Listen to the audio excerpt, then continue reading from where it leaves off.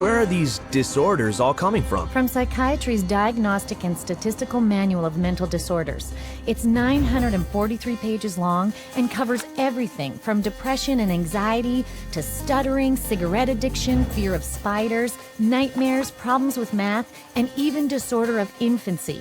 All reinterpreted and many falsely labeled as a brain disease. But people do have serious problems in life. Absolutely. But psychiatrists reduce them down to something wrong with your brain. So let me get this straight. Psychiatrists have a book of life problems reinterpreted as mental disorders? That's right. Wow. Then it must be backed up by a lot of science. You'd think so, but it isn't. Psychiatrists at one of their recent conventions admitted to it. Listen to this. DSM is made up by committees of men who have political opinion, and women too, who have biases and political opinions.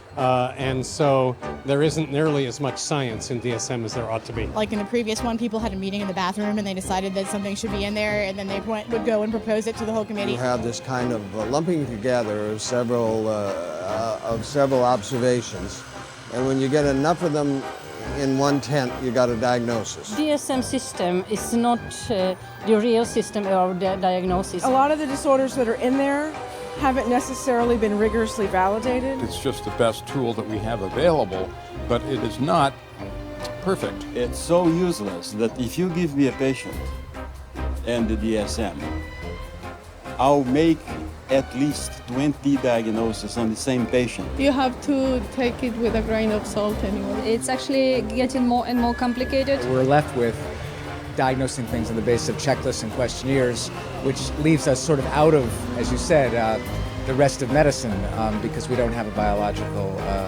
test.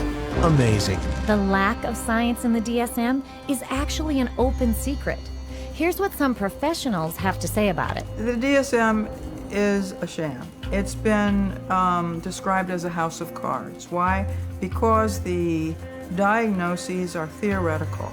They're not based on scientific measurements. It's sort of a shaky level built on another shaky level, built on another shaky level. It is flimsy and that it is easily collapsible under the scrutiny of critical thinking. If you just pull one little fragment of the reasoning aside and question it thoroughly, you'll find it doesn't stand up, and then that means that the whole organism collapses because you've got some wrong premises in there somewhere. In fact, they're all over the place. It is indeed a house of cards because it's predicated on not a solid structure. It is built to create an apparently legitimate edifice, which results in a diagnosis.